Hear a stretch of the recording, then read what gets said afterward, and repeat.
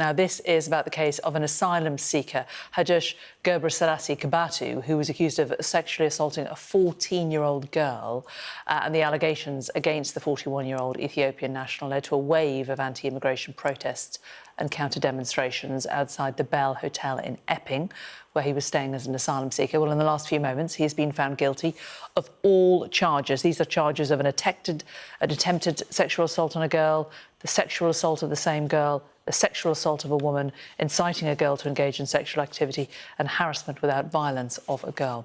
Joining me now from outside Chelmsford Crown Court is our national correspondent, Tom Parmenter. Tom, there's been an enormous interest in this case. There has, and it's been very clear through the court hearings that the parameters of the case have had to be the entire focus of it because of that wave of protests that have followed on from the initial allegations that go back to the start of July.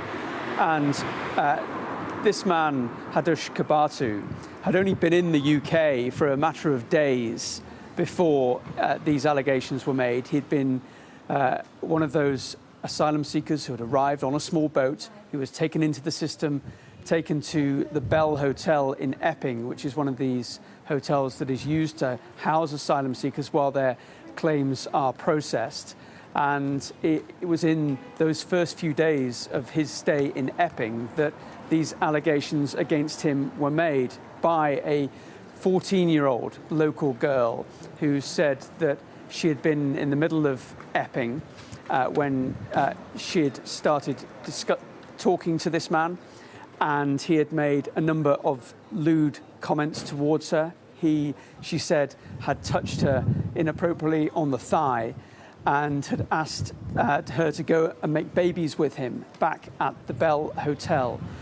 Very serious allegations indeed. There were 5 counts in total, and he has been found guilty on all charges, so will inevitably be facing a custodial sentence. The case was being heard here at Chelmsford Magistrates Court by a district judge, so it was just the judge coming to this conclusion, to these verdicts, not a jury in the Magistrates Court, just the district judge. And he has said that he believes the evidence that was put forward by the children in this case, who, of course, their identities are not revealed in these kinds of cases.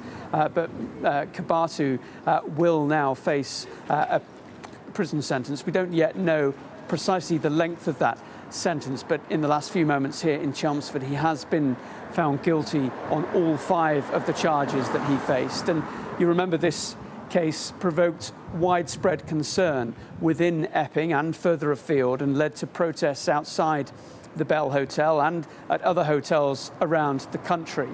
But the legal parties in this case were very clear that this had to be a case that focused entirely on the allegations themselves and nothing else of the outcry that followed this case. But the defendant, in the last few moments, has heard through a translator those guilty verdicts, the 5 charges that he has been found guilty of, and the judge in the last few moments saying that he will now adjourn to prepare a pre-sentence report.